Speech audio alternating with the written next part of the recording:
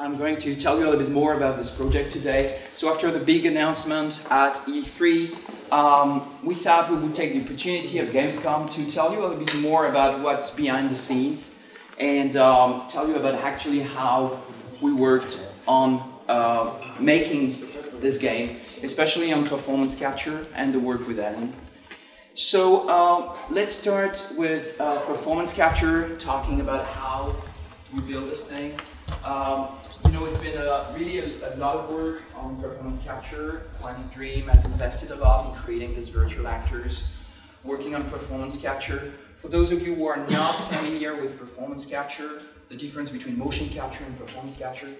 Motion capture is really about capturing the body animations of an actor to use them on a 3D character, where performance capture is about capturing the body, but also the face and the voice of an actor in sync. So for example, on Heavy Rain, what we did was motion capture. We shot in two separate sections. One part was shooting the face and the voice in a sound booth. And then we went on the mocap stage and recorded the body animation of the actor in sync with his voice. This is what most games out there do today, because it's the most convenient way of doing. But the problem with this technique is they actually split the performance of the actor in two.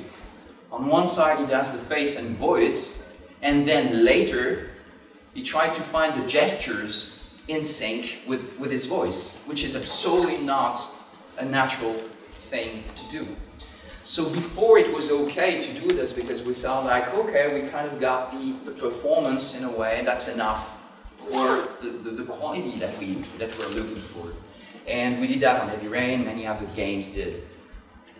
On Beyond, we really wanted to break this thing and try to have one consistent performance, shooting face, voice, body at the same time, because we thought we would gain a lot. So the first prototype we did using this technology was called Cara. Maybe you heard about it or you saw it.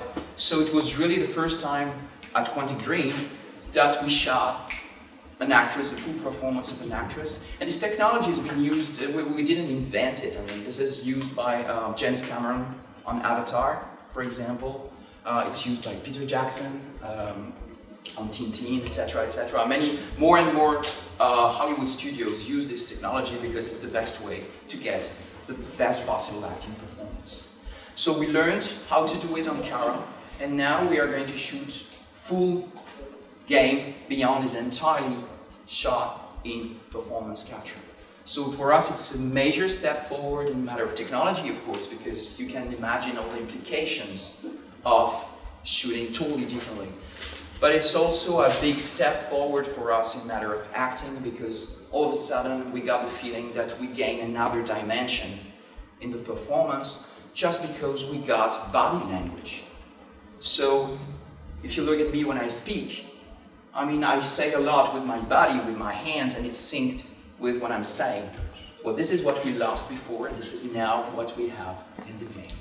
So it's been a huge project in matter of performance capture. It's probably one of the largest in the world to date, including CG. It's about 12 months of shooting pretty much every day. So a regular movie is shot between 8 to 12 weeks. We shot for 12 months. So we shot with about 160 actors. So you can imagine the amount of work that it's been, especially because you want the same quality of acting. No matter how much volume you shoot, you want all actors to be good, you want all options to be good, you want every single line of dialogue to be where you want it to be. So it's been really a lot of work, and we are going to show you a bunch of B-roll videos to give you an idea of how this thing worked. We take the real world, we make it fake. Then we take the fake world we built based off the real world and rebuild it for mocap. So we take real things, make them fake, take the fake versions of the real things and make them real again. Every second of movement you see and beyond is motion capture, ranging from simple in-game motions, walking, turning, all the way to stunts, fights, four-person fights on train roofs, to performance capture, to full facial and body capture at the same time. Go in, damn it. The games we make at Quantic Dream are based in reality. We rely heavily on motion capture because we have to populate this world with characters. Children playing in the playground, people walking, getting on a train. Everything that actually happens in real life has to happen in our game, and the only way we can really capture that, the only practical way to get that is to capture the real thing. We have to rebuild the world out of cardboard and tape and foam. We have to make sure it matches what's in the game, and we have to make sure that we can actually capture with it, because there are limitations to motion capture. It's optical, so you can't have someone go under a blanket or into a box. You won't capture anything. So we have to take all of that into consideration. A car door has weight. We can't use a car door in motion capture because it's shiny and it's really heavy, and we can't see through it. So we have to build the approximate of a car door, but it has to at least have some of the real properties of a car door. Because just closing a cardboard car door doesn't play the same as a real car door. Someone's always decided for me. It's time I make my own choices. Performance capture is really digital acting. The trickiest part of performance capture is the preparation. It's getting people ready to perform. And depending on how many actors you have, it takes a while to put the 90 plus markers on the face. They'll have to be placed specifically for them to work right on the rig. So you have someone sit in a chair, and it's almost like they can meditate or do whatever, close their eyes, and just carefully place 100 markers on their face. It takes much longer than putting the markers on the body. And after all of that, you're shooting. And in the process of shooting, for every single shot, we have to make sure we got a reasonable amount of data. It's the equivalent of checking the gate, The game itself really requires emotion and subtlety, and I think there's no other way to capture all that than the way we're doing it. They rely on each other. We couldn't get this performance without performance capture, and it wouldn't be worth getting unless it was from these people. So it's a really great mix of technology and talent.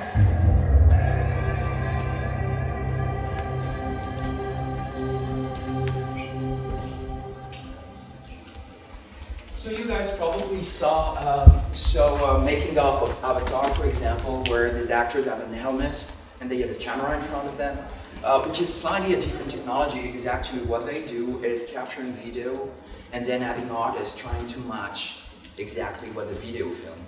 So this is a valid option if you work on Avatar and you have a huge budget and very talented artists for years. But in our case, we had to shoot like hours and hours and hours of dialogue, so that was not an option. We also felt that having an helmet with a camera was something quite intrusive, actually. Because you need to imagine that you need to act with a camera like this in front of you all the time. So no kisses, which is a problem in the games we make, because we kiss a lot. But it's no love scene, no close dialogue, because the cameras will collide.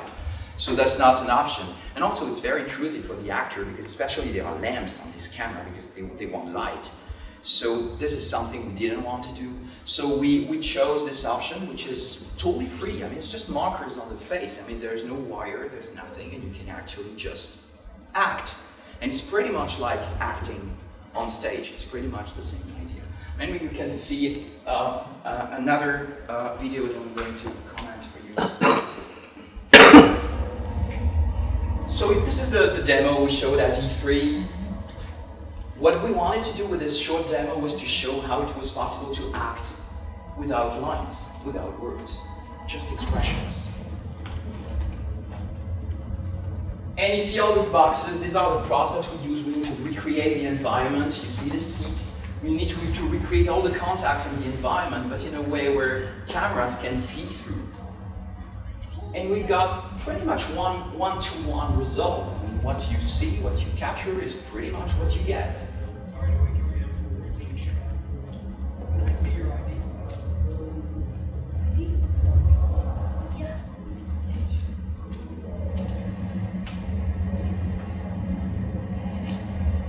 So exactly the same contacts, we recreate the set. So all the contacts are done with motion capture directly.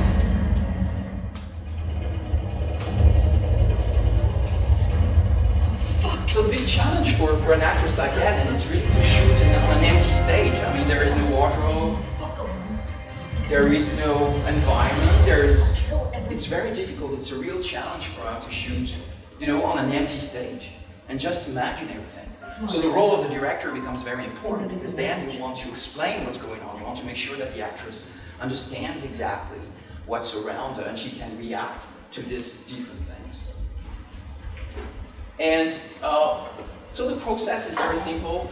It's really about scanning the actress because what we want to do is really recreate, not just capture animations, but we want to recreate a body, a face, the way she moves, the way she talks. So we had a very specific process to scan the full body and face of any actor. So it's a team of about 12 people just to do this part and make sure we have the highest possible quality. So the result is exactly Ellen with a precision under the millimeter. And then you have an avatar, a 3D avatar, so then you can work on performance capture.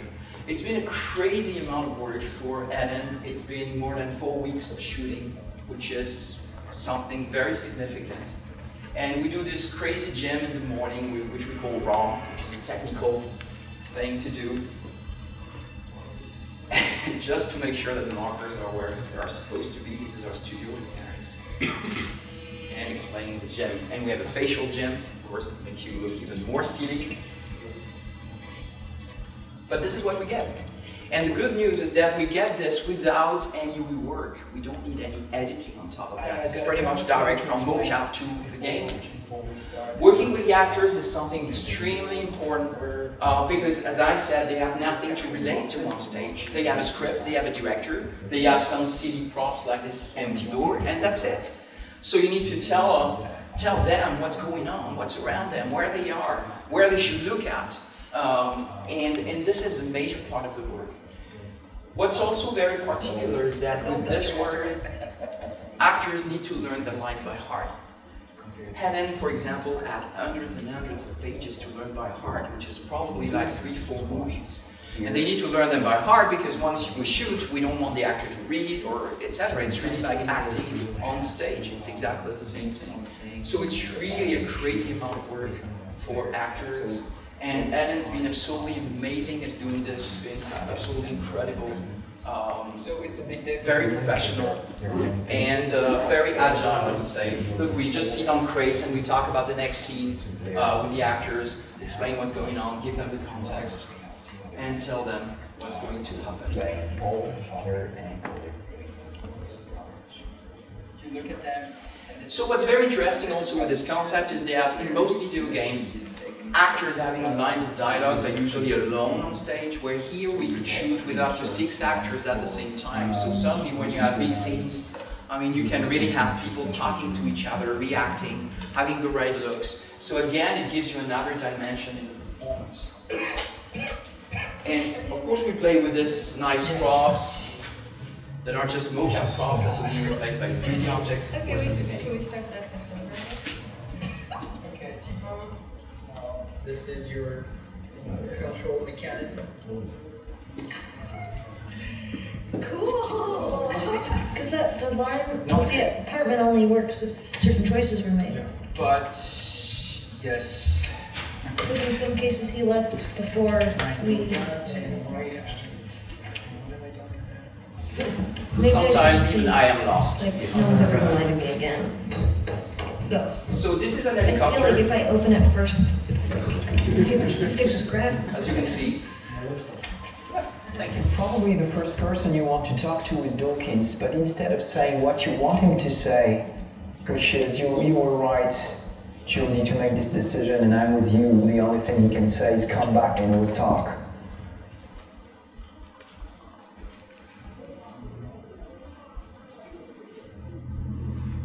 So the work with props especially is incredibly important. Each time we have a slope, or we have an helicopter, or we have a submarine, we have our prop guys, we have to build this as quickly as possible.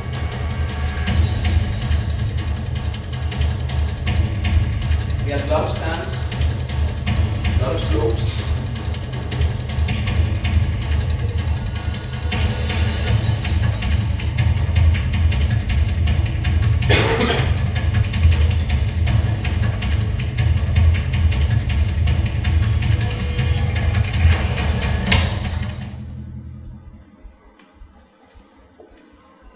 So, this is... It's Saturday night and I'm 16! I'm locked up in here and I just want to go out and have some fun! Can't do it, babe. Rules are rules.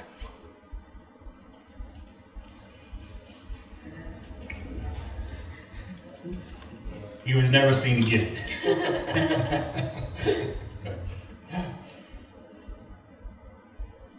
Yeah. Yeah, why not? Jamal Sheikh Sharif. It's not your call, Aiden. I can do what I want. It's my new living. Oh, so when did you move in? A couple weeks ago. I've never seen anyone so pig-headed.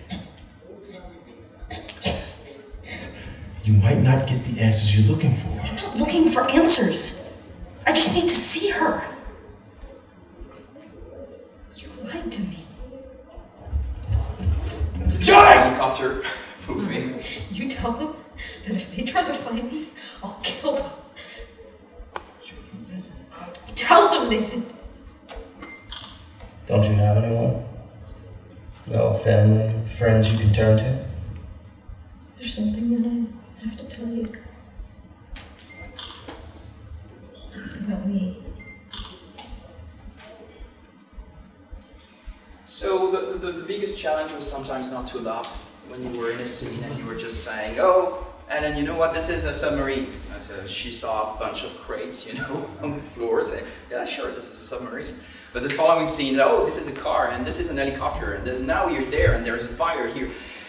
At some point, it was a very, very interesting exercise, even for her, and she said it was the most challenging acting experience she had, just because we shot a lot, and things were moving very fast. I mean, on a movie set, you need time to put the lights and prepare the cameras and stuff, so actors have time between takes. But with us, it goes very fast because you move 3 crates, and here you are. You are in an entirely new environment.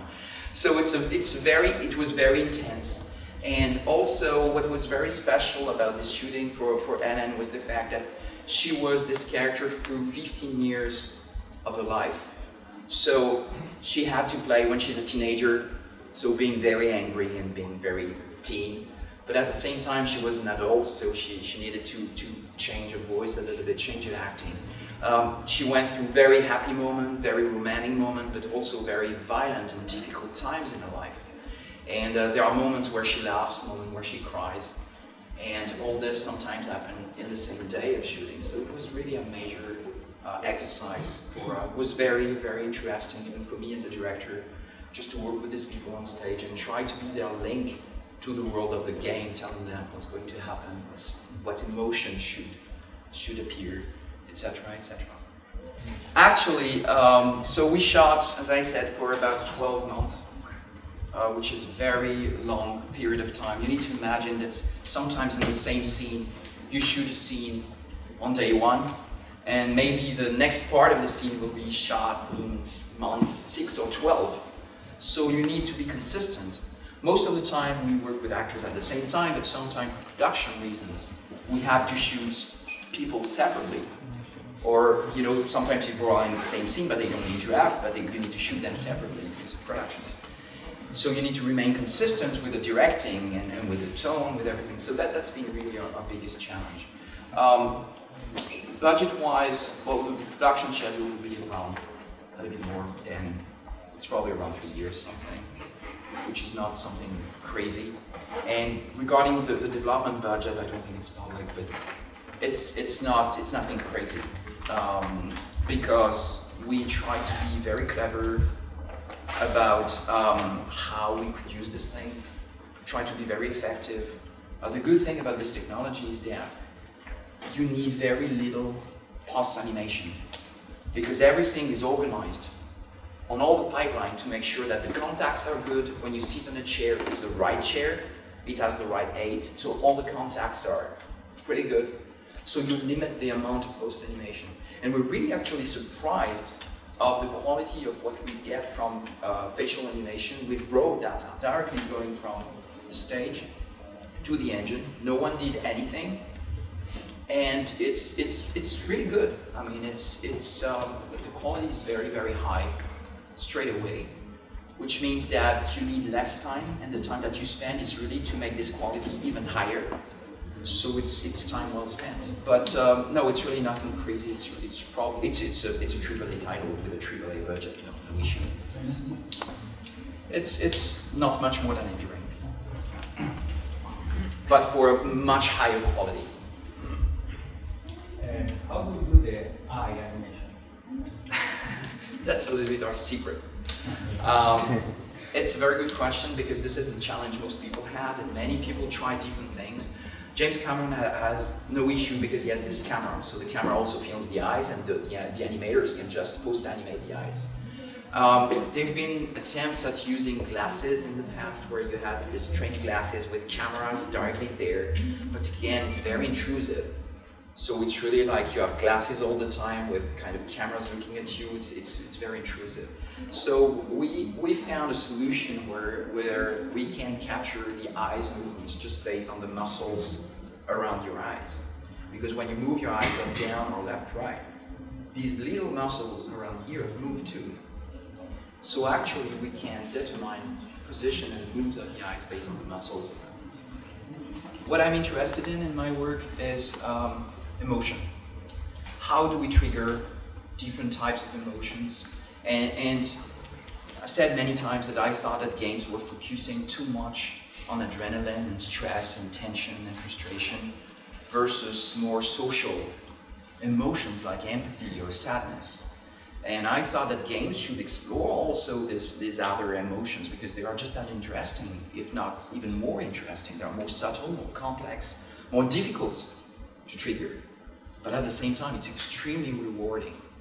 So, as I try to trigger emotions, I always felt that storytelling was the most universal way of doing it, because everybody likes stories, and a story is the best way we found so far to make you feel something, make you feel empathy for the characters, and make you share what they feel, which we try to experiment on Heavy Rain, and we try to move forward in the same direction with Beyond. So, I don't know what I try to do. What I can say is that I'm not a frustrated movie director who can make movies so he makes games. This is really not who I am. I'm here because I love this medium. I'm genuinely passionate about this new medium being born and evolving and growing every day. And I just want to be a part of the people who will try to make it evolve.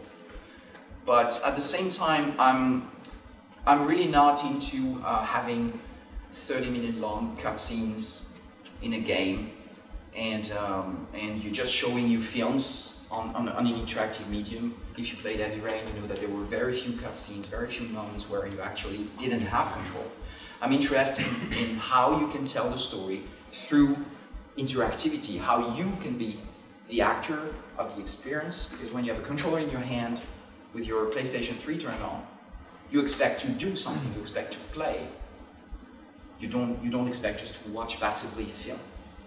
So I guess the most challenging part of my work is trying to redefine a little bit what interacting exactly means, because for many people, if you don't have a gun, if you don't shoot at someone, it's not interactive. What I try to say is, look, I mean, you can turn on the lights and it means something. You can talk to someone and it means something. You can decide not to do something, and it's also a valid interaction. I mean, it's not just about shooting or jumping. Interactivity is larger than that, and there's much more we can do with this medium than what we currently do.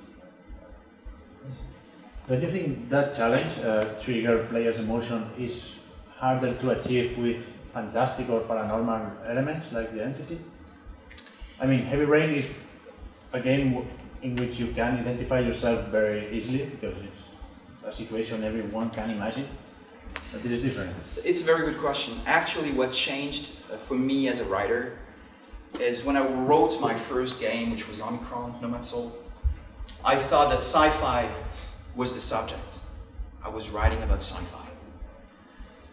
It was still the case on Fahrenheit.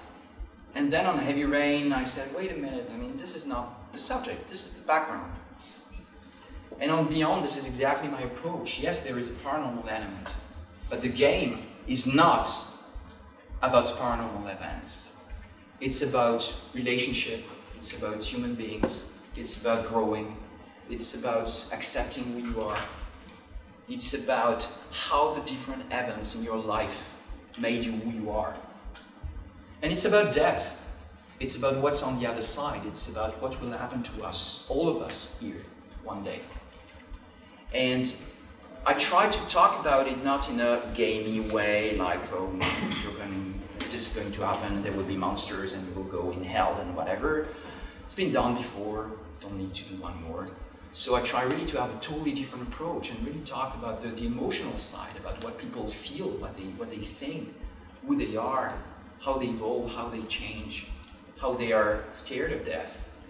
And of course, it's also about what's on the other side, which is something extremely important.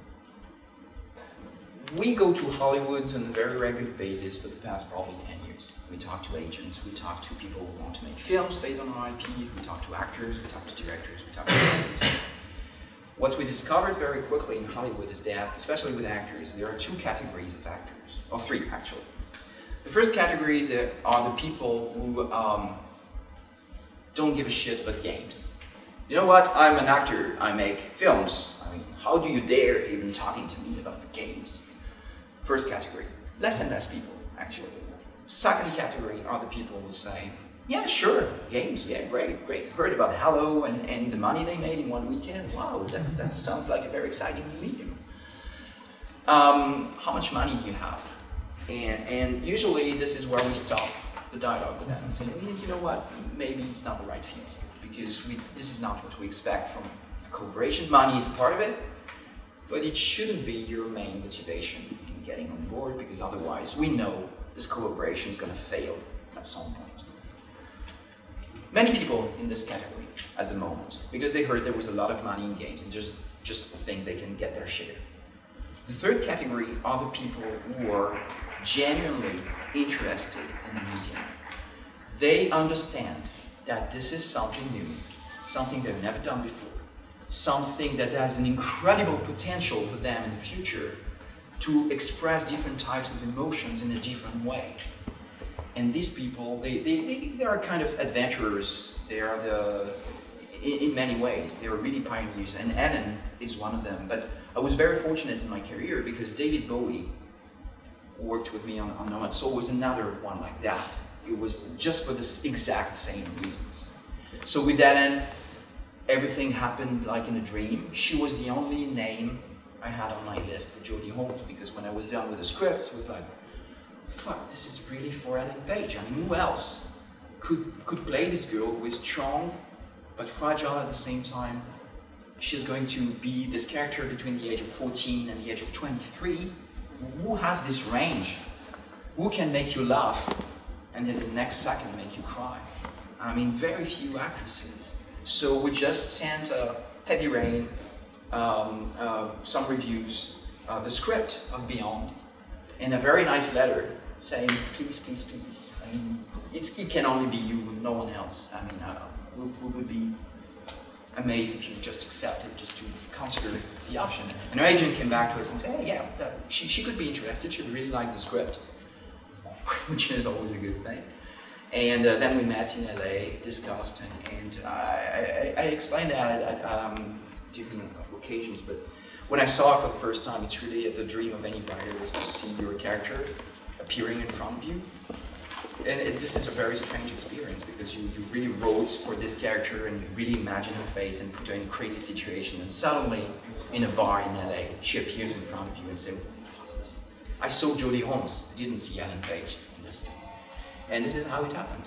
There are people who can be genuinely interested by interactive projects if you go to them with a script, because this is the language these people understand. If you go to them and say, hey, you know what, I need your face to put your name on my back shot, and you will have a gun, and you will shoot at aliens, and that's going to be cool. You will have a second category of people who just want the money. But you can get very talented people. And I really feel the pressure on this project in particular, because Ellen gave us a lot on stage, a lot. She cried on stage many times. She really gave as much energy, and all the talent was there, as if it was a movie. So she came, she really respected the medium. Sometimes we worked in the past, I won't give you the names, but we worked in the past with very famous and talented people doing films. And when they came on stage and they realized how demanding we were, that it was not because it was a game that we would just ask for, you know, a smaller performance, so do the least you can, that's going to be enough, it's for games anyway, who cares? No, I mean, when these people come on stage, we are as demanding, if not even more, than if it was a film. And Ellen played the game. She understood the challenge, and she took it very seriously and gave us everything she could.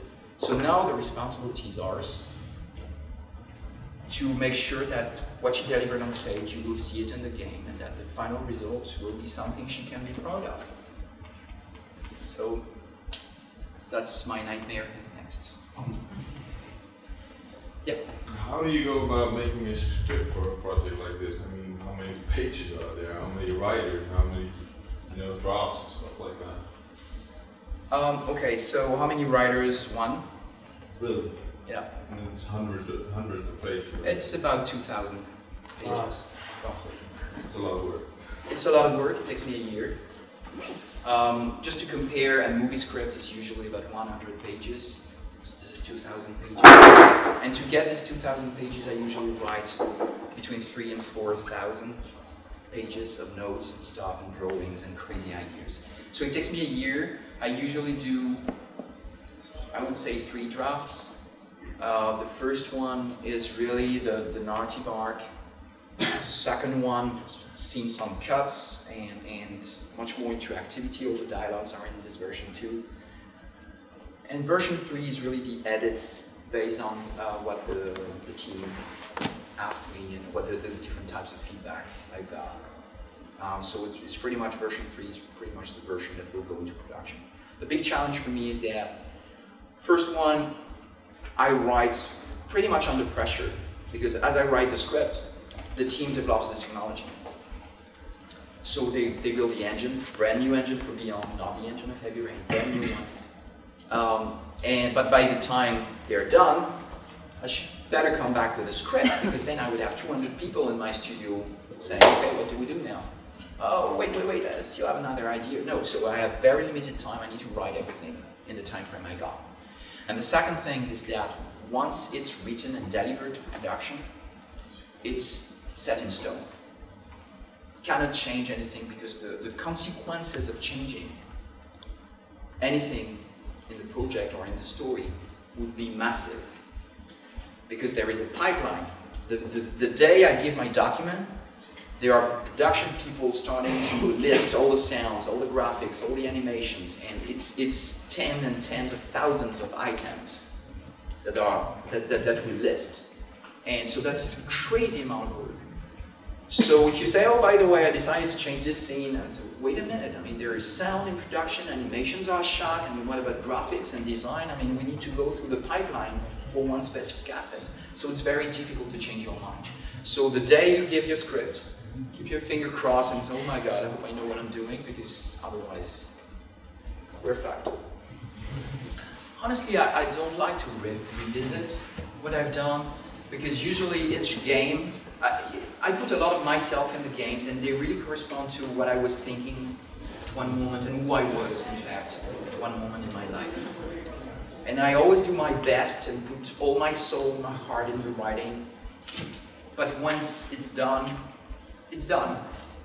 It's difficult to go back to who you were, because I'm not this guy anymore. I'm someone else, and I want to move on.